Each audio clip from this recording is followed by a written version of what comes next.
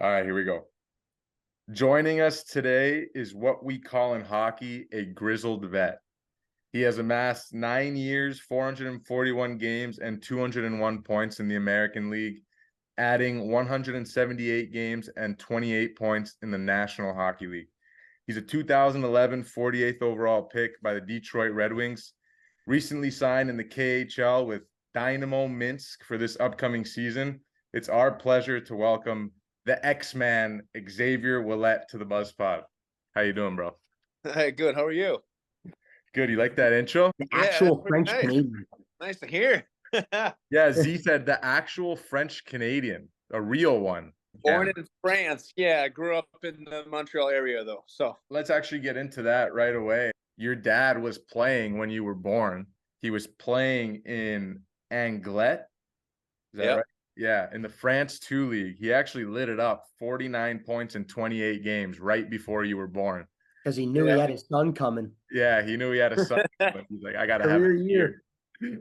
So you were born there, and your dad actually went on to play 9 more seasons after you were born. So can you just talk about growing up in France? Do you remember like being around your dad playing, or were you too young or in the locker? No, I remember. We got back to Canada when I turned 9 years old. So I remember living in France, but what I remember the most was that when he played in Germany. He played in Krefeld in the DL League in the early 2000, maybe 99, 2000, 2001. Yeah. And yeah, this is when my first memories are, and that's where I started playing hockey myself. And then he finished up his career back in France as a player coach, and then he coached his last season, and then just retired and came back to Canada where our whole family was. Yeah, the Crefeld Penguins. Yeah. Uh, so you were living there in Crefeld. What was that like? I started school there. I remember going to first grade and second grade in German school, and figuring it out. I don't know. In my head, it's all translated, but my parents keep telling me I was like fluent German at the time. I don't remember that. No I don't way. remember that. So No way. you think if you heard German though, you'd be able to like say like, oh, that's German? I recognize the language, but I don't understand it. But like Mm, if I hear people speak it, I'm like, that's German. I know for sure, but no idea what they're saying. yeah, I got you. What about the transition from France to Montreal? Because the French is much different. I'm sure your dad was speaking to you in the Montreal French though at home. Well, I guess I've been told that when we came back, me and my siblings all had the French accent. And then as we got back to Quebec, we slowly picked up on the Quebec accent again, and it just became, natural for us. We were surrounded by it. Our whole family is from Montreal in that area. So it didn't take too long for us to just get acclimated back. Was hockey the only sport you played? Traveling a lot, or did you play another sport? Well, growing up in the summers, I played soccer, I played a little bit of football, I played baseball.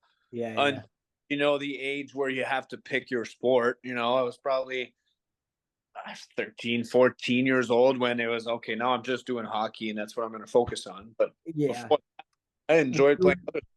Yeah, when you were living in Europe, I asked that because I'm pretty sure soccer plays the same season as hockey. Yeah, I just played hockey, like would play at school for fun, but I didn't do any other sports over there because as soon as hockey season ended and school ended, we were right back to Montreal. So on your elite prospects, 0809, that's the first team. College Esther-Blondin Draveurs. that Uh, team changed name. you had 11 points in 42 games, and then you went on to be drafted 14th overall by the Montreal Juniors. Your dad played in the QMJHL. I had a nice career there. Was that your goal, like from a young age? Obviously, in Quebec, everybody wants to play in the Q, especially I think even more back when you were growing up. I think now the Q is a little too soft for a lot of guys, but with the no fighting and just so many It's, changes, yeah. For you back then, the Q's like the show, growing up in Montreal. Yeah, it wasn't like that for me. I was actually really, really good in school, and you have to decide at an early age if you want to try to go NCAA in the United States or if you actually want to go and play juniors. And, you know, when I was 14 and then my 15 years old in midget AAA, that's when I actually started being noticed and getting good at it. Before that, I was just a normal kid playing hockey, like wasn't better than any of my friends or anything like that. And I always enjoyed school, and I heard stories of guys that friends of my dad that played in the NCAA and talk about their stories over there. And I was like, that sounds pretty fun to me. Never thought I could play in the Q, you know, I'm just a kid playing hockey. So it wasn't kind of like that for me. My goal wasn't to play in the Q. It was just to keep playing hockey and keep going to school, really, at that age. That's crazy you say that, because I'd love to ask you this question, because I played in the Q. I think you knew that, but I always tell people, like, my son, if I have a son, is gonna play NCAA, because I see guys now that I've played pro for 4 years, and I've played with guys that played NCAA, and I see the brotherhood that they form, not only with all the guys that they went to school with, like their teammates, but also it's just like a place they can always go back to, you know? They go back to the school, they train there. It's like something that's always going to be there for them, kind of. Also, obviously, the education's great, but for me as a hockey player, like hockey first, I still think NCAA is a better route, more time to develop as well. You're not rushed into pro just because of the time, and like you have the USHL now, which is just the same. I don't know. What do you think? I would agree with that statement. I think it's different for everyone, obviously. But you're right though. Like the NCAA's got such a good alumni program where all the guys that have played there at one time in their life are always welcome back. You know, like you said, they have these pro camps every summer where guys just go back, they see their group again, they train. Like that brotherhood is 100% there. I mean, if you have an opportunity to get a scholarship to go and play hockey, I mean, the value of that is incredible. Like you're walking out with a degree in whatever you want to study in. You get to play hockey as you do it, and it's a great level where you can still make it to the pros if that's for you. Like I see that as a great way to see it and want to do it.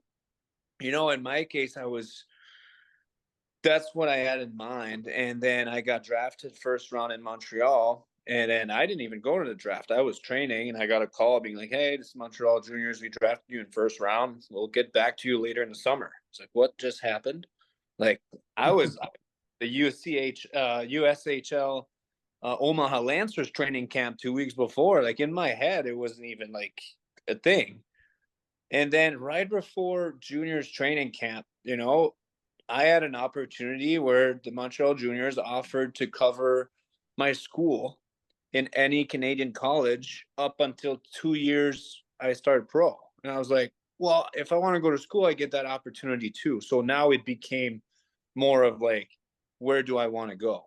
Yeah. But if you can get your school covered, whether it's in the NCAA, which is a great opportunity, or in Canada or anywhere, using your talent in sport, I think that's a no-brainer. Like if you can find a way to do that, it's huge. Yeah. Were you talking to any U.S. colleges, any NCAA schools? Yeah, at the time, yeah, who are now my agents. You're not allowed to have agents if you want to go in NCAA. Family advisor. Yeah, they were a consultant or whatever that position is, right? But yeah, they did a great job like sending my name over there. That's where the Omaha Lancers ended up drafting me in the USHL, just from hearing that I was interested, you know? And then yeah, from there a couple colleges I went to see, like from Montreal, I went to see Vermont, that was right there. Yeah. You know, and I had a full tour, and that was one of the schools I was interested. A couple schools in Boston, like Northeastern and BC, like these type of schools. I went to Northeastern. Did you know that? Is that where you went 4 there? years. I went to Northeastern for 4 years. That's the captain of Northeastern right there. 3 for 3 in the bean pot, man. That's very nice though. That's cool though. So did you go on a visit to Northeastern?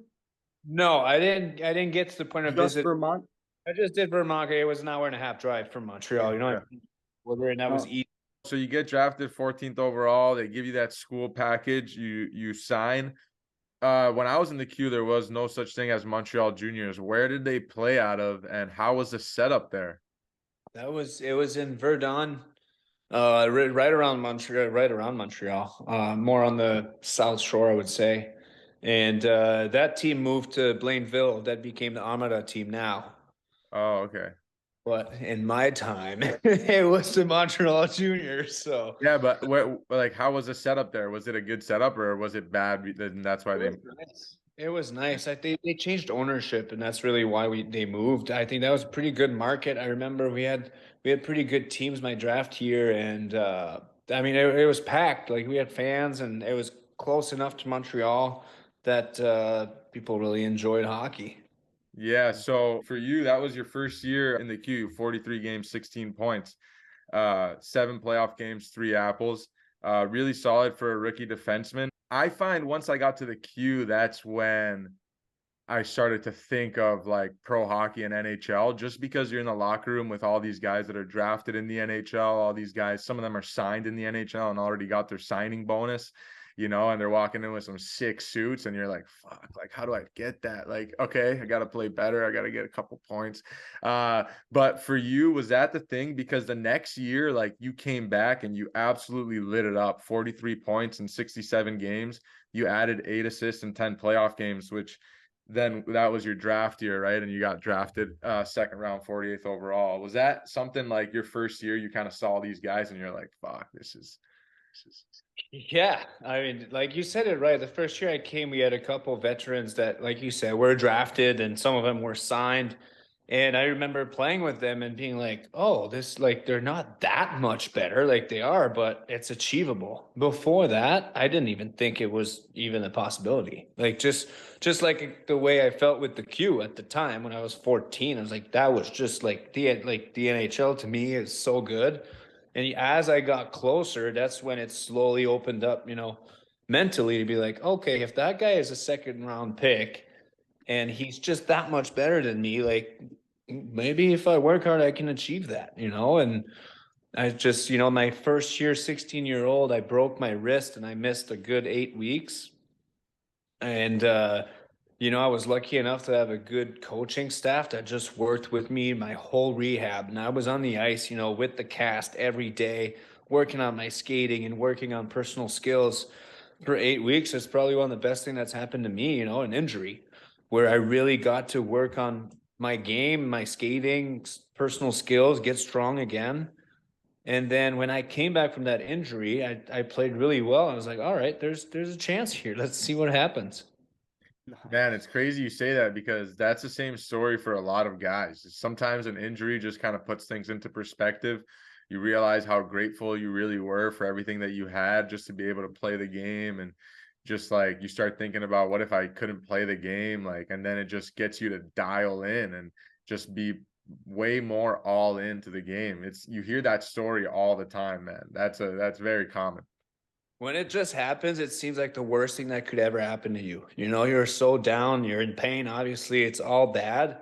And then you look back after it, you're like, well, it actually, wasn't that bad for me. There's a lot of positives out of these things. So it opens your mind to just, you take it as it goes and you don't really control a lot of things in this world. Yeah. Absolutely. So you were working out during your QMJHL draft. You get a call. I'm assuming you weren't working out during the NHL draft. I'm assuming you knew where it was and you went and so talk to us about that whole experience there. That was a crazy experience. I mean, you grow up from a really hockey city like Montreal, and the NHL is, it's like almost unachievable as a kid. You don't think of that, and then it's your draft year and you start hearing words and you start your name going around and you start hearing that you might get drafted, and then you start hearing like you might be in the top 3 rounds, and then you're like, what is going on here? And then the draft is getting closer, and then your agents are involved in all these talks and you do all the interviews, and then sure enough it's draft day and you're there with your whole family, and it's like a crazy experience. You can't even explain it. Like I can't even remember most of the things. I just remember sitting in the stands hearing my name the second round, getting up, and then all of a sudden I'm in my hotel room. Like, what happened? Like, I just like Detroit Red Wings. Like, for real, Dad? What just happened here? Like, it's crazy. Just blocked out for a whole day. I don't know. Yeah, that's so cool. Did you watch a lot of hockey growing up? Did you watch a specific player? Who'd you watch in the league? Well, obviously I watched Montreal Canadiens being from there. My favorite player was Nicholas Lindstrom. Yeah. And my first training camp, he was still playing. So that was, I never got to play with him, but my first training camp, he was still there. I was 18. My second training camp, I was 19. He was still playing as well, and then he retired. Oh, you just missed him. I just missed him. I was like a year too early, too late. So Right, like, would still you got hear the stories cherry. about him? Would the other guys like tell you stories about him? Like, were you curious? Not much. You come like when you're still in juniors and you go to camp, like you do the development camp with all the kids, and then I was lucky enough they kept me for a couple days for main camp, but then you went back to juniors. Like it wasn't like you were that involved in with the veteran guys, especially in a team like Detroit that was so, veteran oriented and like at the time, I think making playoffs for 15, 16 years in a row, like they weren't messing around too much with that stuff. So all I heard from him is like great things, and seeing him out there was crazy. So that's all I can remember.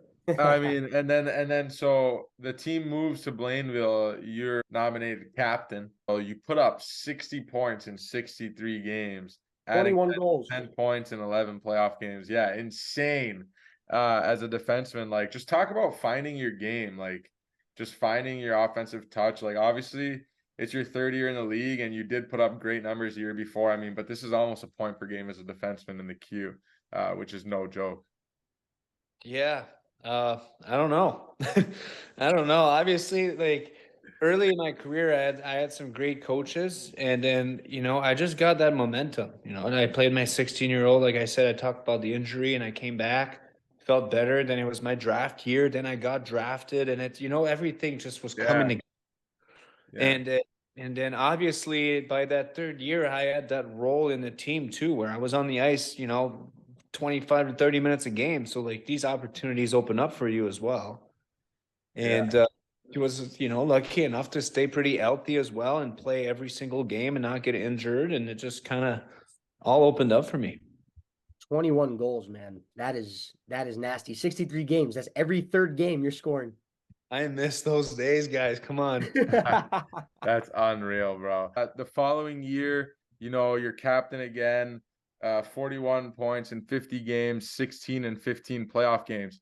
Played Canada U20, and I was looking at that roster, bro. Like Nugent Hopkins, Huberdeau, Scheifele, Strome, Drouin, Ritchie, Ratty, Morgan Riley, Xavier Ouellet, Ryan Murphy, Dougie Hamilton. I mean, dude, Philip Deneau, Nathan McKinnon, Boone Jenner. Crazy, bro. Crazy. Talk I about heard that It experience. was the lockout year. It Oh, was the lockout year. So that's the year where the NHL didn't start until after Christmas or whatever. So like I remember when we were at the Team Canada camp, like this is like the dream team guys. We got all the guys that would be in the NHL right now eligible and available for this tournament.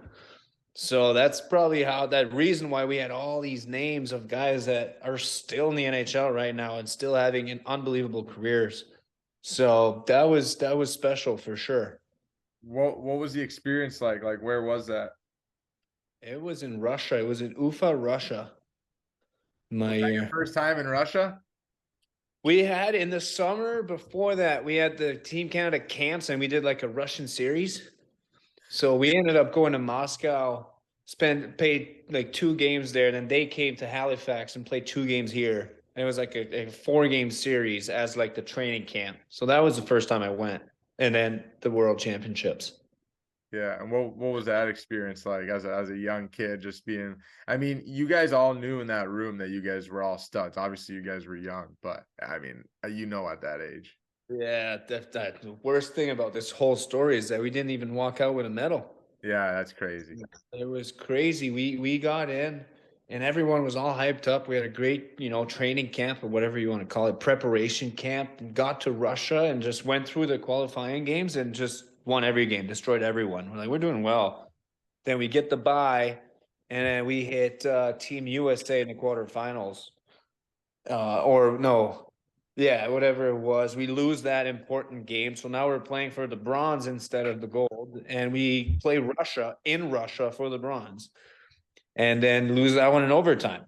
So it was like heartbreaking for everyone in that room to be like, is this really happen? Like, we go for the gold, and here we are with the dream team, like losing the bronze, you know? That was crazy, but still unbelievable experience. Yeah, sorry to bring that up. But the next year you make your NHL debut for the Detroit Red Wings in 2013-14 season. You played 70 games in the American League, 4 goals, 13 assists, 17 points.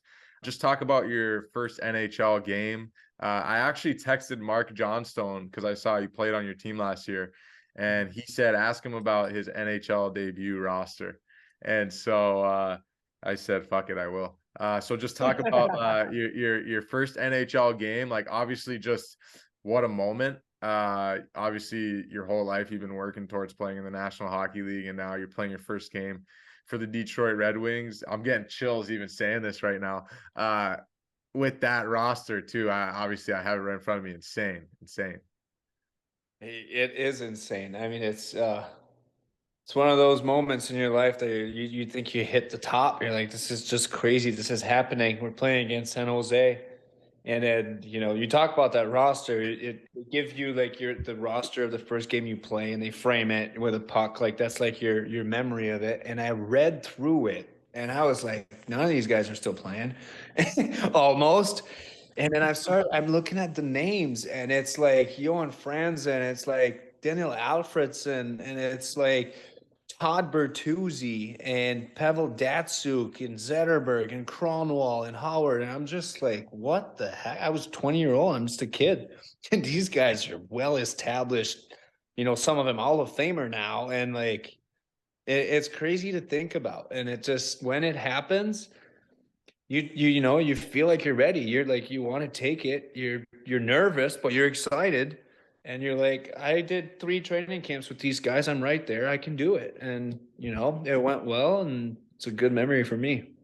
Oh man, that's unbelievable. Was your family there? Did they make it to that first game? I don't remember if I got called up the day of and it was hard for them to make it. I think they made it to my second game, but I don't think they had time to make it to the first game because I just had been called up, drove 2.5 hours to play the game. It was kind of a last minute one. So Yeah. I don't recall them being there for the very first game. So that year you played 70 games in Grand Rapids. What'd you think of the US? Was that your first time to the US other than like tournaments or living in the US? It was, yeah, other than tournaments and travels, yeah, for sure. First time living there. And again, you're 20 years old. I'd been taking care of myself and juniors for a little bit, but it's first time you really get out and you're on your own in a different country. My English wasn't that great at the time, you know. It was good, but it wasn't fluent or perfect. And then you get in and it's like you got to find an apartment and you got to go grocery shopping and cook your own food and get ready to play, like be a pro. Yeah. And now I got to do that in a different language in a different country. All right, good luck to me. I got to figure that one out. Yeah. Yeah. Grand Rapids, a little college town. Yeah, it's a great location for AHL team. I mean, great city. There's probably 4 colleges right downtown. There's, you know, restaurants and just a lot of young people. So you come in your first year, you know, you talk to your teammates, you get a roommate just because you don't quite want to be alone, and you just figure it out, you know? Who was your when roommate? Jared Carew, goalie. when you were there, did the PA announcer, did he say like Grand Rapids Griffins? Did he? I don't know. You know, they like Is like that echoes. what it was? Oh, I don't remember that. Oh man. I haven't played there since I left, since my 2015 or 16, whenever I turned, like, I never played in a team that played against them after that. Man, he Oh says wow. Griffins and it echoes, and like maybe it's because I was scratched, but I was like, this is so annoying. Remembered it. The following year, you played 21 games in the NHL, 2 goals, 1 assist. Talk about that first NHL goal, bro. Come on. No Selly. Where was it and against who? Do you remember or no? New Jersey, in New Jersey. And I don't know how I ended up in the slot by myself, in the net, but it happened, you know? Yeah, from what I remember, I gained the red, dumped it in, and just kept going on the forecheck. And it just happened that we got the puck back and I was in front of the net. And Stefan Weiss, he just found me there and just scored. Oh, dude. Oh my God. He's a Florida Panthers legend. Yeah, that was him. And then I think it was Helm, Darren Helm to him to me in the net. And it just happened too fast for me to recall anything else. I watched that. I watched it. It was like a rush, like a 3-on-2 with a back checker, so kind of a 3-on-3. Tries to kick it out wide. It gets like dumped in behind the goal a little bit. Stefan Weiss gets in there. He's like puck protecting, slips it to the dot to Helm, who fakes the shot and slides it. The whole time, X-Man's just chilling in the slot, watching him, and gets lost in coverage. 1T in the slot, drop to a knee. Yep. Yeah. That's good hockey sense, just hanging out there. Yeah, I think I should have probably gone back to my spot, but I'll take it. I'll take it. Sick. You were so shocked after you scored. Like I don't even think you had a big celly. You were like right to Helm who passed you. You're like, nice play. Like it's your 500th goal. Probably, I can see that, but I mean, you score one of those goals, you black out for a second. You don't quite know what you're doing. It's happening. Sure. Here's one that I really want to know. The following year, you play in 5 games in the NHL with the Red Wings, 1 assist, and 61 games in the American League, 4 goals, 25 assists, 29 points. I'm assuming that's the last year of your deal, right? Yes. What was it? Yeah, because that was the third year you were in the organization. Yes. So I played 5 games of first, then 25, and then 5, something like that, right? Yeah. Yeah. So my question to you is, with like the amount of games you played, right? Like your third year, you played less games than your second year. What was your thought process in like re-signing with the Detroit Red Wings? And also, like, what a turnaround. You go from being on a 3-year deal, up and down, mostly down, and then on this next contract, like you're up all year, baby. Full-time national leaguer. Steaks and wine on the PJ. Yeah. Exactly. It's crazy to think about that time. What can I say? I mean, there's just a lot happening. And then when you're that young too, you're restricted. So it's not like you can just go and explore the free agency. You're young, you're restricted, you come off your entry level, and it's just the way it goes. And after that entry level is the first year that you actually go through waivers if you get cut, if you get sent down. So this is where, that fourth year pro for us is where teams are really, thinking about losing you in the waiver, if they cut you. So, I mean, that was maybe part of the reasons. And by then also, I felt like I was ready. I was ready physically and mentally to be in the NHL. And that just happened to be a really good year for me. Yeah, 66 games in the National League, 3 goals, 9 assists, 12 points. Like, talk about just the transition. I mean, you were up and down for 3 years and just finally having some stability. I mean, some people don't realize what going up and down does to you mentally and physically. And I mean, you do rack up air miles, but other than that, it's brutal. So just talk about the stability of just being in the National Hockey League for a full season. It's crazy. It feels good for sure, but even then, I think you never quite feel fully, established. Like that's just not how it goes for players like me, where you're the sixth defenseman, 5, 6, 7, and you're never quite, like fully in. There's an injury that keeps you in the lineup for a couple games in a row. But there was never a time where I was really like, okay, I'm like, I'm established here and this stability feels good. It's always in the back of your mind, what's next? Like, I got to perform. I got to play well. Like, if I don't play well, like, am I going to get scratched? Am I going to get traded? Am I going to get on waivers? Like, there was never a point where I truly felt like this is it, I got my spot and see you guys. Never in my career. And then I always kept that mentality, like you're back against the wall and you got to go and get it done. Yeah, I mean, talk about adding some real grit to your game. Obviously in junior, you were a points guy. I mean, in pro, you have great numbers as a defenseman as well. But you mentioned playing that 5-6-7 defenseman role, and you're a big boy. You're not scared. Just talk about adding that to your game. I mean, you got fights with Antoine Roussel, JT Brown, Tyler Bertuzzi, Michael Raffle, who you pumped, by the way. Great tilt. But just talk about adding that to your game and how maybe it helped you sometimes stay in the lineup. Well, yeah, like I never was like a tough guy or someone that did that, but never really shied away from it either, and never really picked either. What it just happened in the moment. But I remember that one year, is the year I played 66 games, and it was a part of my game that I believed kept me in the lineup sometimes. You don't play a really good game and someone hits your goalie and you do something about it and the guys like it and it brings energy. Well, even if you didn't play as good as you wish, you're still in the lineup the next game. So then it just did it and it kept me in, so I kept doing it. Well said. And the following year, you're back in Detroit, 45 games, 7 apples. I don't know if you fought. You only had 6 PIMs that year, but that ended up being probably not. Probably not that year. Yeah, 6 PIMs though. That's impressive. That's fucking nothing. But but talk about just like playing out another full year in the NHL and then going into free agency and you're being a kid that grew up in Montreal. I mean, you signed with the hometown Montreal Canadiens, bro. Your dad must have been fired up. Yeah, family was excited. Like, all my friends were on the parlor texting me like, tell me where you're gonna sign. As first of all, I don't really know. Second of all, I can't really tell you. And it just happened to be my hometown Montreal, and I remember the family and a lot of people being very excited about that.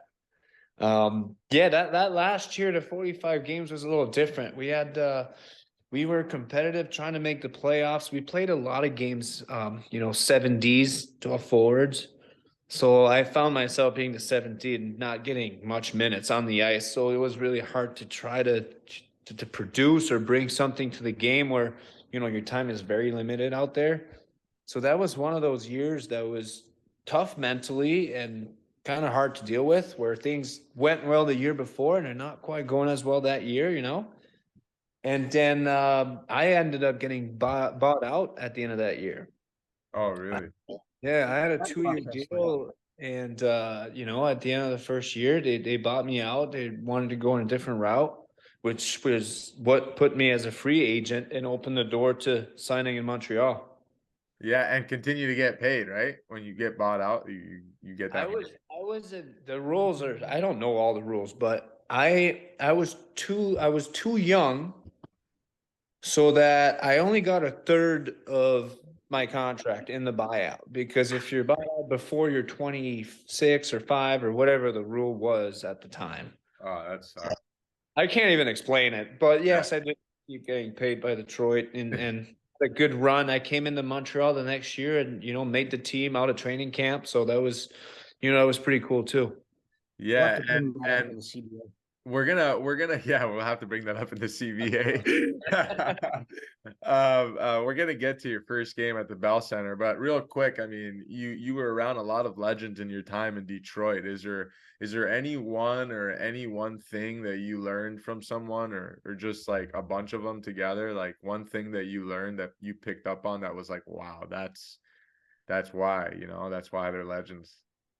Yeah, a lot over the years. I mean, like when I started, a guy like Nicholas Cronwall, defenseman, he played a really hard game and was hitting hard, and you meet him and he's not a big guy. And I was like, how can you be, that, strong out there and look that dangerous and be I don't want to say his height, whatever. Like the 5'10", 11, 185 pounds, like not a big guy at all. And then you see him train, you see him take care of his body. He was playing with braces at the time, and you're young, like you're fresh, you can do whatever. And he's out there warming up for an hour before the warm up starts, like to get ready to play. And you're like, all right, that's why these guys play so long. Like they take care of themselves, they eat well. He's training after games. Like you didn't see much of that a decade ago. So these type of things kind of stuck with me. I try to implement in my career as I kept going. Yeah, that's awesome. And then your first game at the Bell Center. I mean, you probably lost a lot of money that game. Or do you get? Or, I mean, you get free tickets at home, maybe a couple. No, in Montreal you don't. Oh. Well, yeah, you do get free tickets. They charge you for the taxes, whatever. It comes off your paycheck. They figure out a way. Yeah, they get theirs. The government gets for theirs. my direct family,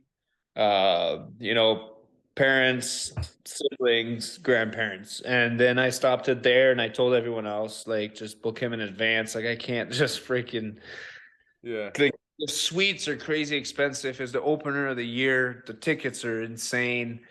So try to limit it to my close circle. And then, I mean, everyone was happy. Some people already had bought them when I was coming to camp. So it wasn't as bad as it could have been. But how was the game? I mean, obviously you've played a lot of games in the National Hockey League at this point, but must be like special in a different way. Yeah, it was. The most special part was being part of the opening night and the whole introduction and the whole show that Montreal puts together in Montreal, as a kid from there. And I just remember that moment being very emotional, like when they introduce your name and like the commentator with the French accent, and you've heard that growing up, watching the games. That and the national anthem, that whole pregame is what I remember more than the game itself of Montreal when it all started. Man, that's unbelievable. The Bells, that's sick, dude. 19 games in the National with Montreal that year, 3 apples, and you were actually captain of the Laval Rocket.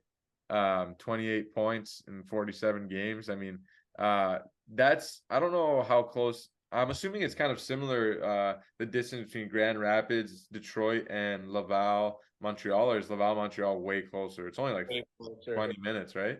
Yeah, like 30 minutes. So, Oh, that's beautiful. that was something that was pretty cool for me, being a guy that's getting called up and down quite a bit. Like, especially earlier in my career, I was like, if I go up or down, I don't have to move. I just go to a different rink to practice. So that was something that was really nice. Grand Rapids, Detroit is more of a 2.5, 3 hour drive. So it's close enough to get called up and sent down the same day, but it's not close enough to only have one address. Yeah, that's tough. But so that must have been nice for you, not only being at home, but having that luxury of if you were up and down like you were, you could at least still stay Have in the one same address. place. Yeah, Have one address and just stay there. And yeah, that was nice. And by that time, it was my 6th year pro. I had done the NHL, I had done the AHL. I was in a different place in my career. I was enjoying hockey a lot more, and up or down, Laval or Montreal, I was just really enjoying playing, and that was something that was really fun for me. Being home on top of all that and having my family and friend and support, that was really cool. yeah. And then the COVID year. I mean, was that 19, 20, 12 games with the Montreal Canadiens, 39 with Laval. Was that COVID year? That was when COVID That's stopped. the year that it stopped in March. Okay, that's the year that it stopped in March. And I have a question. It says here on your elite prospects that you played 10 playoff games with the Montreal Canadiens. Yeah. Uh, that's true. What year was that? Because I feel like I got the years mixed up here. That was the bubble playoffs. When you went to the Oh, final. When we went to Toronto, and it was like in July or August, just the bubble playoff they call it. And that was that year. That was a tough break because the previous year I had started my season in Montreal, then got sent down in Laval. Then that second year I started in Laval, and then I got called up and was actually full time in the NHL at that time, playing really well. And then COVID hits and season's done. I was like, like I was starting to get back out there, like it's like bad timing. But then we were involved with the NHLPA to try to get the bubble playoffs going, and I was a part of that group. And then when the playoffs came, there was no injuries, and I was in the lineup full time. So that was, that was pretty cool to play these 10, playoff games during the bubble. Man, that's awesome. And what was that bubble experience like? Obviously, did you get to know guys from other teams and that kind of stuff, or? It was unique, man, with all the COVID rules. Like, we were tested every day to try to, to get in the rink and practice and play. That had probably 5 or 6 teams in the same hotel, like in a bubble type environment where you couldn't really get out. It was very unique, and you just walk in the elevator with a guy that you're gonna go play against tomorrow, and it's like, that's kind of an awkward moment right now. How are you doing? That's crazy. The following year, 28 years old, career high in the American League. It's your first season being in the American League full time, actually. 41 points in 61 games. What played into that, man? Just like having a breakout year at 28 years old. Probably the stability of no ups and downs. I mean, I spent, for the first time in my career, a whole season in the same team. And it was one of those years, kind of like my second, third year in juniors, where things just came together. There was no ups and downs, call ups and scratch and all of that to deal with. It was more like, I'm here in Laval as the captain, and we have a good team, and I'm in the lineup every night, and they count on me to play well. And that just probably played a big role in me having that consistency again in my career. Man, it's crazy what stability can do for a guy, hey? Yes, it's just the whole everything of like mentally, physically, less travel, not having to get in a car for 2.5 hours to go up to Detroit. Like, it just allows you to get more comfortable, in which you could find your game and dominate. And then you sign in Pittsburgh, right? And you go to Wilkes. How is that town, actually? It's a great organization. They really take care of their guys, but Wilkes-Barre as a town itself, I mean, there's not much going on. It's more of a small town, and all you have to do is a couple restaurants, the rink, and you're home. Really. That's awesome. Hopefully you have a nice home there. if you're playing there. But you played 29 games, 2 goals, 15 assists. Like, why such a low amount of games? Were you fighting injuries, or I had surgery that year. I was playing with the long-term ankle injury, high ankle sprain that I never really healed, and just played on it. And it got to a point where it wasn't manageable, and did some MRIs, and the doc said, "You're done. We need to get in there, and we need to clean that up and put some tight ropes and fix it." So I got surgery in January, and my season was over. And how did it feel the following year? Because you played 63 games. I mean, you had 25 points, 2 goals, 23 assists. That's this past season that just finished. So your ankle's feeling better now? Yeah, it feels good. It feels good. It's one of those where the original injury happened right before the World Championships in when I was 19 years old, Team Canada World Juniors. And I wanted to go so bad that I came back a little too early. And then from there, never, took time to go and get the surgery done or actually address it. So I just, played with an ankle that was a little loose, and not that it affected my game. It was my normal. It was all good. But over time, it just broke down all the cartilage in there. It started like swelling every game for no reason. It was super painful. I was like, what's going on here? And then when they did the MRIs, they're like, okay, we need to address this now. So coming back from the surgery, it felt like a new ankle. I was like, oh, that's how it's supposed to feel. Like, that's nice. I should have done that earlier if I knew. But Coach, I'm good now. You can tell them to call me up. I'm good now. it was Yeah, I'm good now, guys. but when did you join the PHPA? So like people don't know, we met you at the PHPA annual meetings in Orlando a couple of weeks ago. When did you join the PHPA? And like, man, me and Z were talking about it. What an unbelievable event. Like what a great thing to be a part of that family, and just not only like how much you learn, and it's just like knowledge that's so beneficial to us as hockey players in these leagues, but also just like the guys you meet, like meeting you and having this connection, but just all the guys, and there's some legends there, you know. But when did you get into PHPA? That was only my second year going. Oh, really? Yeah, I went the previous year for the first time, but I know that they didn't have these meetings during the COVID years too. So they skipped a good 3 or 4 years of doing those. So, if I could have gone involved a little earlier, maybe I would have.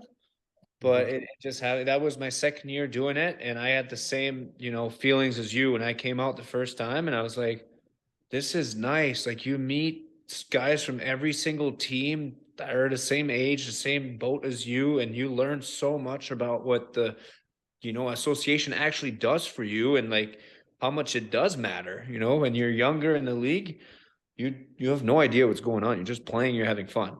But as you get older, you understand. And if you have families, the benefits and the health insurance and all these things that are behind the scenes of being a professional athlete, well, it's the association that takes care of it. So I felt honored to be a part of that and be a part of the decision making and be with all these guys from every team, and we're all together fighting the same issue. It's just a great opportunity. Like you see other guys on other teams, like you said, but they're in the same boat. You have kids. Okay, you're a Canadian playing in the US. You get to find out kind of what they go through in the immigration and workers' compensation and little things that every guy on your team should know. And there's actually something I want to say. If you're a player and uh you play professional and your team doesn't have a rep, you need to find a way to become the rep of your team, because there was teams there that didn't have a guy, and Mhm. that is a missed opportunity to educate your team and also have a little vacation for you and your family. I called guys from those teams, man. I said that is a missed opportunity. When my first year in the league and second, I thought the PHPA was like, the only thing I knew about the PHPA was the shirts we got for free, the hats we got for free, and the dress socks, and then the coffee cups some years. Hour-long And that's meetings. pretty much all I knew about the PHPA. I was like, this is what we're paying for every paycheck, is these like little water bottles and coffee cups and t-shirts. And then, now I see like everything, like how much value there is to the PHPA. It's insane. So I'm surprised I was only your second year, but yeah, I guess with all those COVID years, but man, like me and Z were saying, we're gonna try to go every year because that is unbelievable. I think you should, and I think there's a lot of value there for you, and it's your job as the rep to bring that information to your team, because like just like you said, the first 2 3 years of your career, you had no clue what it was. Yeah. Well, it would have been good for you to know. And I also think for the guys that are getting later in their career, all the after career opportunities and programs that the PA is working for and to bring to the guys, whether it's, job opportunities or school or scholarships. These are things guys need to know, because, a career flies by so fast and you retire at such a young age in life. Like these opportunities are something that they need to know that it's there for them. Whether you're, ECHL player, AHL player, and probably some NHL players need that too. It's just great to be around that stuff. Definitely, man. And so we mentioned, 9 years in the American League with parts of 8 years in the National Hockey League. I mean, that's a beautiful career so far. Obviously not done, not even close, only 30 years young. But can you just, is there something that you can attribute your longevity to? Like I saw you're still lifting heavy ass weights. Me and Z were talking, like Z says he's probably not lifting as much, probably doing a lot of like stretching and stuff. I'm like, dude, I just saw this video of him chucking weights around. So I think he's still lifting heavy. But I wanted to ask you, like, how has your training evolved over the summers? Do you skate more, skate less? How's the weights looking and all that? What's changed the most is, staying off the ice a little longer. I skate a lot less than I used to. Part, for little injuries that you have throughout the season you want to get rid of, whether it's the hips, the back, the ankles, and stuff like that. And, lucky for me, I've always really enjoyed the fitness part of it. Like something I'd like to do after my career is maybe be a personal trainer and train kids. So like I enjoy the gym. So that's probably something that helps if you actually like what you're doing. Like I just go in there and I enjoy powerlifting and I enjoy lifting and I enjoy all these things. So I just something I've done my entire career and that I enjoy doing still. So just go to the gym, 5 or 6 times a week and get it done. Nice. And right, dude. Are you a cold tub guy? Cold tub, sauna, all the fades that go through Instagram and, books and whatever, podcasts. I like all that stuff. So it comes easy for me to want to do it just because I enjoy it. Absolutely. You got a book that you're reading now, or a certain book that you're like, wow, like this book kind of changed my perspective a little bit, like really helped me? Um, I've read quite a bit of books. I mean, one of the first ones I read, I was probably in junior still, was Drew Brees. It was a biography of Drew Brees and his career and this injuries he had to overcome and stuff. And that was one of the first books I read that really got me interested in getting to know athletes, biographies, careers, whether it's football, hockey, tennis, like anything. So I read a couple of those biographies from players. And then now, I enjoy just health podcasts and finance podcasts and these type of things I just like to listen to in my car when I drive around. You're just a dad now, hey? Yep. Talk, Gotta. talk about like just having a daughter, three girl dads on this podcast right now. I believe she was born, if my calculations are right, when you were playing for the Red Wings, or no? Yeah, in Detroit. Okay, so you were in Detroit. So talk about just having a daughter in the middle of a season, or when was she born? She was born in the summer. She was born in July. So Smart luckily guy. You're a smart guy. I did that too. I planned it like that. it was yeah. I wouldn't say I planned it like that, but it happened like that. This It guy. was great. It was great. I was able to be there, you know, every step of the way and be present the first couple months. So that was great. And I know, I mean, if you guys have, daughters too, it changes your perspective on life. And, that's a big reason why, like I said earlier, coming in Montreal, my perspective was different, like playing up or down or whatever. I get to play hockey for a living. I get a beautiful daughter that's healthy. Like nothing can really hurt me right now. Like I just need to keep doing what I'm doing and take care of my daughter. 100%. Yes, I know, man. That's unbelievable. Is And she a hockey this, player? what? Is she a hockey player? No, she loves figure skating though. So she's on the ice and she likes doing that, skiing and she so far likes winter sports. So we'll see. Love it. Love it. And so this summer, or just now, recently, you made the decision to sign in the KHL, Dynamo Minsk. So it's going to be your first season overseas. You've been grinding in the US for almost 10 years now. So just talk about the decision to make the change to go over there, and also like maybe the excitement for a fresh start. It's been a while for you since you went to a different league, a different country, a whole different opportunity. Yeah, it was a tough decision, but something that just got really exciting for me. I spent, like you said, I haven't had an NHL opportunity in a couple years now, and maybe the fresh start, maybe the idea of a team really wanting you for your game and for the value you can bring to the team, and I got to a point in my career, turned 30, where my role in the AHL was more to be a mentor to the younger guys around me, which, not that I don't have anything against that. I just felt like I have a couple more years where I can go and push the envelopes before I settle with that role, of being a veteran and a mentor to kids and help them You know, right now I'm 30 years old. I feel great physically. I'm like, I want to go and I want to help a team win, and I want to be valued for my game and what I can bring out there on the ice. So that was a big part of it. You know, I got a 1-year deal to go and test it out. And you know, I don't know where that's gonna bring me. I'm gonna go and try to kill it for 1 year and figure it out after. That's Do you awesome, bro. do you know anybody in the league? Did you talk to anybody before you made that decision?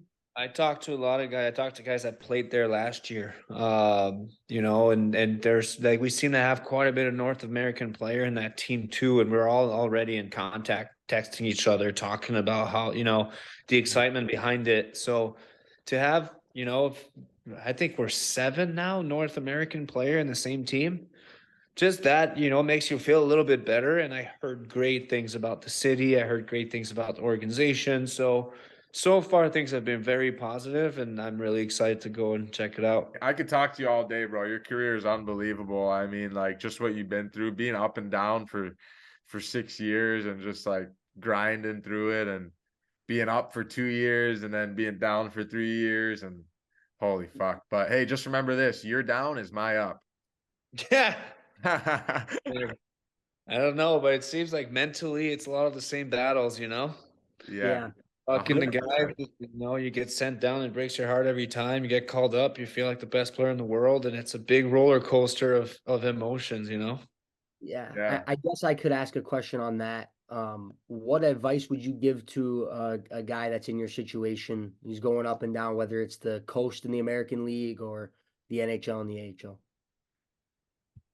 Um, I mean, I feel like when I was younger and I wasn't as mature and I got sent down, I just wasted so much energy being pissed, you know, and I didn't really, there was so many times where I didn't enjoy, you know, playing the game and getting to play hockey for a living. You know, I was just so sad that I got sent down. I was just so negative in my head and pissed and all these negative emotions that probably, you know, didn't help my game, you know, instead of just really enjoying what you're doing, whether you get sent down and you do it in the ECHL or AHL, like you still get to play hockey and have fun and be surrounded by good people. Like keep that in mind when things are a little dark in your head, Yeah. and don't waste too much energy, you know, dwelling on, oh, I got sent down, this is because of him and that, and like no, that doesn't matter. Like just go play and have fun and be good at what you do.